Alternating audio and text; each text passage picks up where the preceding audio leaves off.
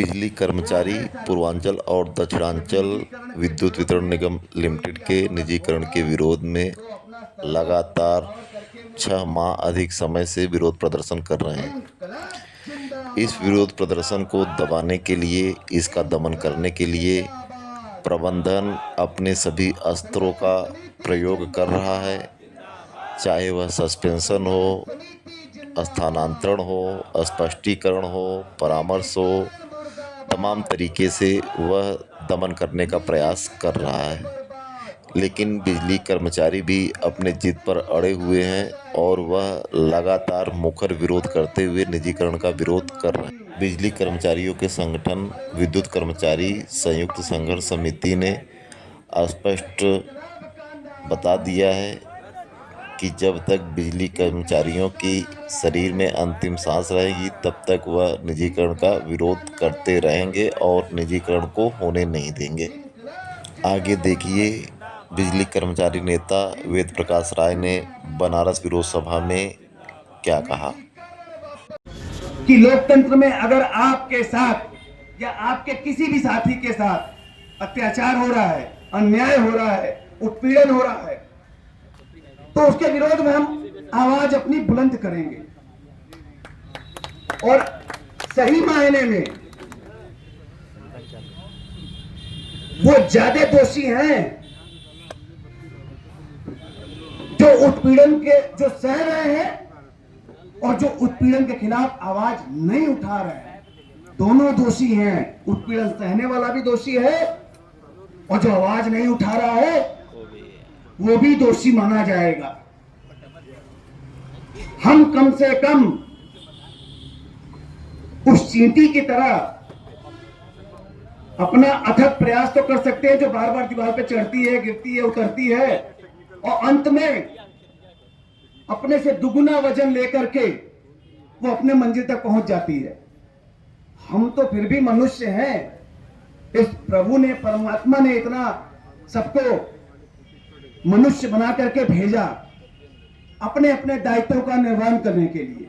आप अपने परिवार में अपना दायित्वों का निर्वहन कर रहे हैं, विभाग में अपने जो भी आपको दायित्व दिए गए हैं उसको आप सुचारू रूप से संपादित कर रहे हैं। लेकिन इसका यह मतलब कतई नहीं है कि अगर आपका घर बिक रहा होगा तो आप चुपचाप पड़े रहेंगे।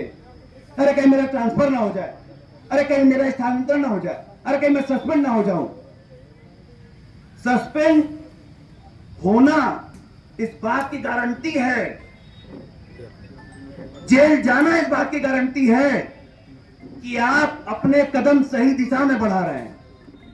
वरना ऐसी कमरे में तो वही बैठे हैं, आप जाके बैठ जाइए। उससे आपको विजय नहीं मिलेगी।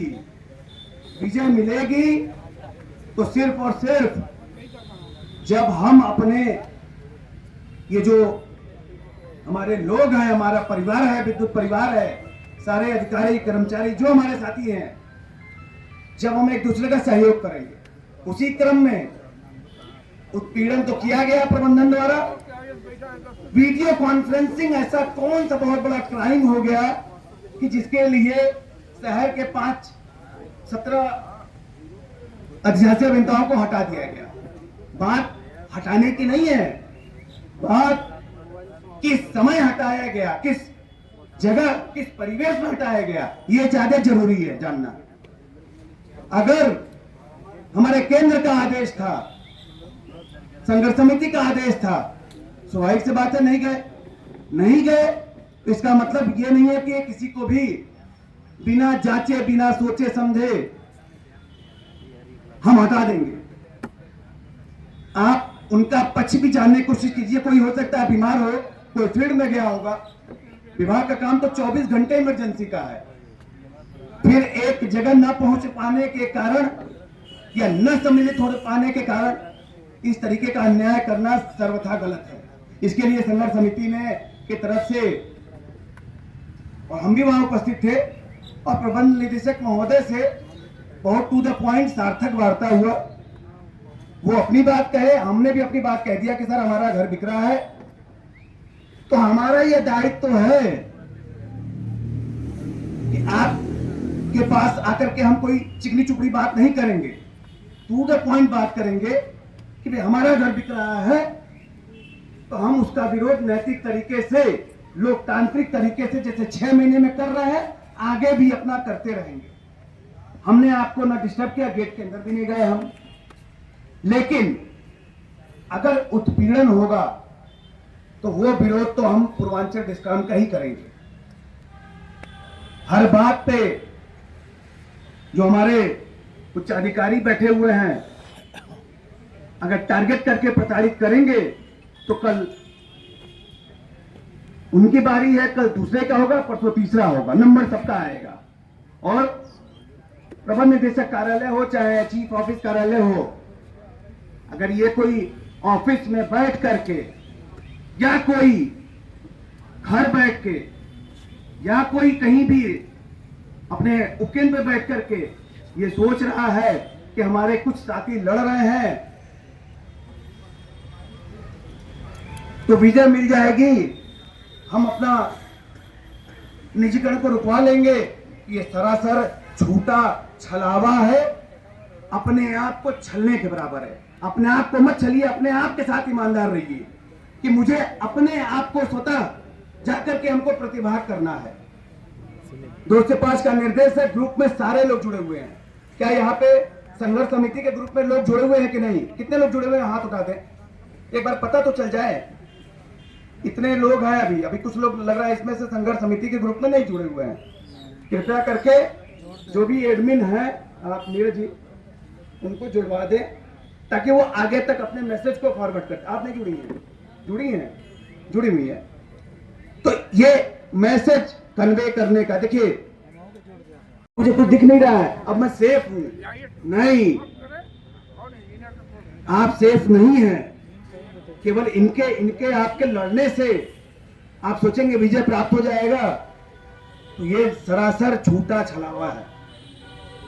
और एक बात मैं इस मंच से एक शायरी के माध्यम से कहना चाहता हूं प्रबंधन के लिए।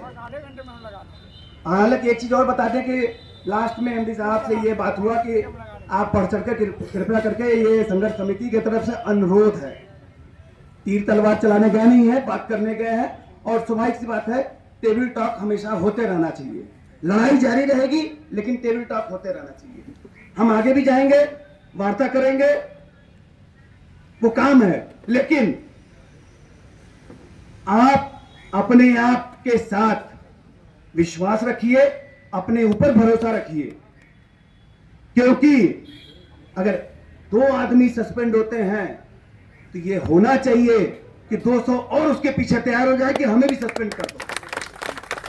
तब आप जानेंगे प्रबंधन के अंदर डर बैठेगा कि ये तो मधुमक्खी हो गए हैं, इनको छेड़ेंगे तो ये तुरंत हमला कर देंगे और टुकड़ों में बटेंगे।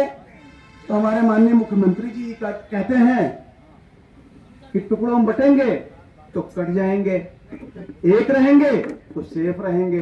हिटलर जी कृपया करके मंच की तरफ आ जाएं, आप क्षेत्रीय प्रभाव संघर्ष समिति के हमारे सदस्य कृपया करके आ जाएं।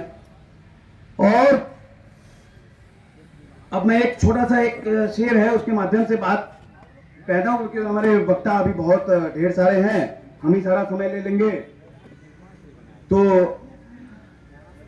भाई सही नहीं है। कि अगर खिलाफ है तो होने दो, कुछ त्रुटियां हो जाएंगी, छूट जाएगा, उसके लिए क्षमा कीजिएगा। कि अगर खिलाफ हैं, खिलाफ कौन है? आपके प्रबंधन। अगर खिलाफ हैं होने दो, जान थोड़ी है। अगर खिलाफ हैं तो होने दो, जान कीमती थोड़ी है हमारे लिए। होते हैं खिलाफ, होने दो, जान थोड़ी है। और ये जो कार्रवाइयां की जा रही है ना बार बार, इसके लिए कहना चाहता हूं कि ये सब धुआं धुआं सा दिख रहा है। अरे कोई खुला आसमान थोड़ी है। और उन लोगों के लिए भी मैं बात करना चाहता हूं कि लगेगी आग तो आएंगे कई घर और भी जद में, यहां सिर्फ हमारा ही मकान थोड़ी है। और इसमें एक लाइन और जोड़ेंगे कि जो प्रबंधन की तरफ से बार बार होता है कि हम उनकी बात बोले नहीं, हम अपनी बात बोलेंगे। आपको जो करना है आप अपना कार्रवाई करते रहिए। आज हमें आप सस्पेंड करके बाहर कर दीजिए, इधर कर दीजिए, एक जाएगा दूसरा आएगा। हमारे पास कई चिराग और कई हमारे पास एक से एक शेर सूरवीर अभी हैं। तो अगर खिलाफ है तो होने दो, जान थोड़ी है, ये सब धुआं धुआं सा है, आसमान थोड़ी है। लगेगी आग तो आएंगे सभी जद में। यहाँ केवल हमारा ही मकान थोड़ी है और हमारे मुंह से जो निकले वही सच्चाई है। हमारे मुंह में तुम्हारी जुबान थोड़ी है। मैं आपकी भाषा नहीं बोल सकता हूं और हमारे जो हम बोलेंगे वही सच्चाई है। हमारे मुंह में आपकी जुबान थोड़ी है। और दूसरी चीज, ये जो समझते हैं ना कि ये मेरी बपौती है, नहीं, ना ना ना ना ना ना, ये भूल है उनका कि सब किराएदार है यहाँ पर, सब किराएदार है यहाँ पर जो बैठे हुए हैं। अरे किसी का जाति मकान थोड़ी है। अपनी जो समझ रखे हैं, जो बाहर से आए हैं वो समझते हैं कि डिस्काउंट मेरा है, आईएएस बैठे हुए। नहीं, किसी का घर नहीं है, ये हमारे लोगों ने खून से सींचा है। और इसमें एक बात और मैं कहना चाहता हूं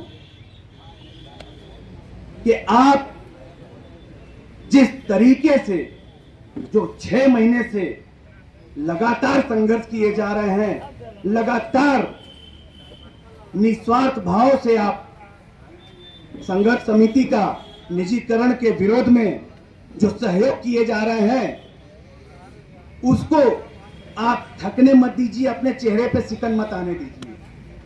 लड़ाई की अभी तो शुरुआत है। ये 6 महीना ये अनवरत संघर्ष का समय है और ये तभी हासिल होगा जिस दिन आपके मन से वो 3 ऑप्शन दिए हैं ना, हम आपको 3 ऑप्शन देते हैं। पहले के जमाने में जब बोलते थे तुम मुझे खून दो, लहू दो, तो मैं तुम्हें आजादी दूंगा, ये हमारे जो पूर्वजों ने कहा था, जो शूरवीरों ने कहा था,